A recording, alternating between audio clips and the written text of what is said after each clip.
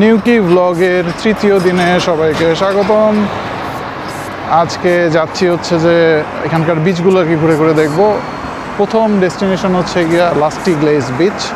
তো সেখানে যাওয়ার আগে বাস স্টপে দাঁড়ায় আছি জুয়ের সামনে। জু দেখতে পারেন এবং বাস চলে আসছে বলতে না বলতে। এখানে একটা ভায়াডাক্ট আছে দেখার মতন। আজকে সারাদিনের জন্য টাউন পাস নিয়ে এনেছি, 5.5 টাকার মতন লাগে, 5.5 পাউন্ড, যেটা খুবই হেল্পফুল। আপনারাও ইচ্ছা করলে টাউন পাস ইউজ করতে পারেন, সারাদিন ঘোরাঘুরির জন্য কষ্ট কম হবে।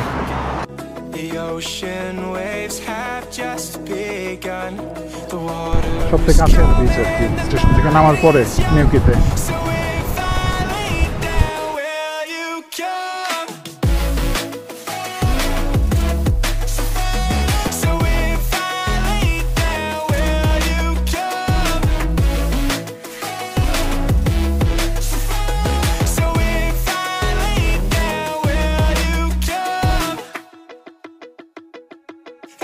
সমুদ্রের পাশে এরকম গুহা টাইপের, এবং এগুলো সব পানির তলে থাকে। এখন লো টাইড চলতেছে, এই কারণে এত দূর পর্যন্ত আসা যাচ্ছে।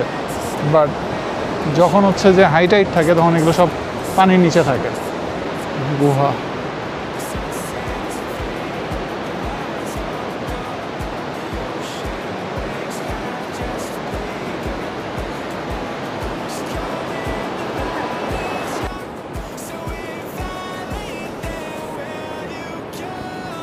খুবই খুবই গ্লুমি ওয়েদার, আকাশও মেঘলা, খুবই বাজে একটা দিন আজকে ঘোরার জন্য। তারপরে আমরা বিচে চলে আসছি, এত দূর থেকে আসছি, পয়সা তো উসুল করতে হবে।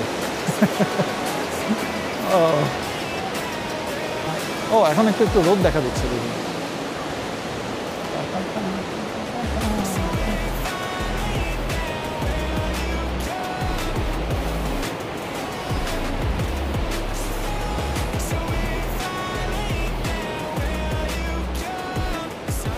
আজকে শেষ দিন, ও অনেক বাতাস।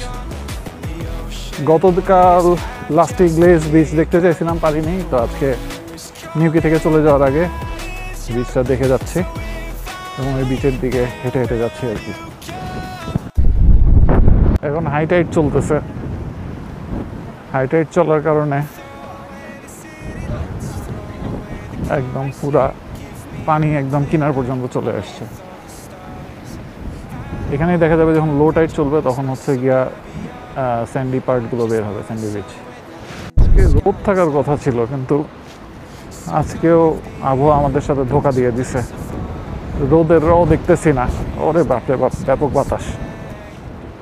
বাট ওই পাশে খুবই সুন্দর। বাপরে বাপ, কি ঢেউ, ব্যাপক ঢেউ।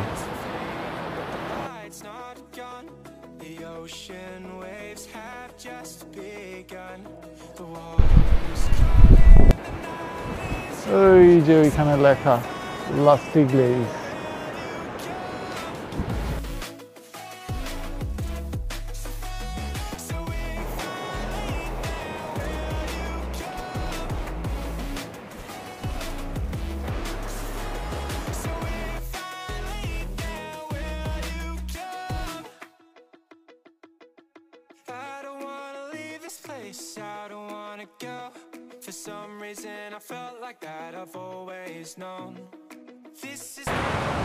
এই বিচটাতে স্রোত অনেক অনেক বেশি।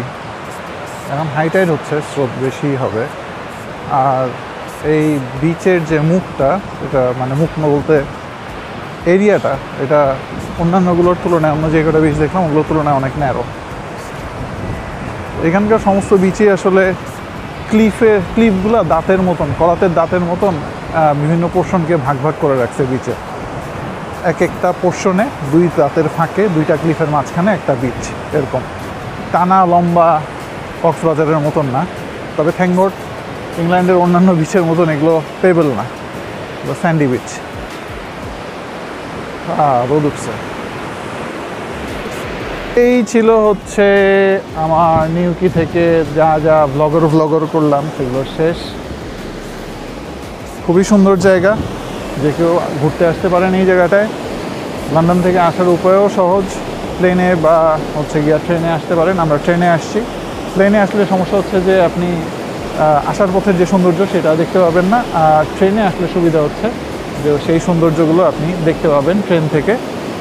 এবং ট্রেনের জন্য আপনাকে যেটা করতে হবে, আমরা আসছি অন্য ওয়ে থাকতে পারে, আমরা লন্ডন থেকে আসার জন্য প্যাডিংটনে গেছি, প্যাডিংটন থেকে ট্রেন নিয়ে চলে আসছি। একটা মাঝখানে স্টপ ছিল, চেঞ্জ ছিল, সেটা হচ্ছে পাড়ে নেমে পাড় থেকে একটা শাটল ট্রেনে করে ডাইরেক্ট নিউকি। তো এই যে ভাড়াটারা এগুলো ভ্যারি করে। রেল কার্ড কিনে নিতে পারেন, রেল কার্ড কিনে নিলে সুবিধা হবে, একটু কমে পাবেন। তো এই তো ঘুরতে আসতে পারেন কর্নওয়ালের এই জায়গাটা, খুবই চমৎকার সামারের ছুটি কাটানোর জন্য। ধন্যবাদ সবাইকে। পরে হয়তো অন্য কোনো জায়গায় ঘুরতে গেলে আবার ভ্লগ করব যদি খুঁজলানি হয়। Bye bye.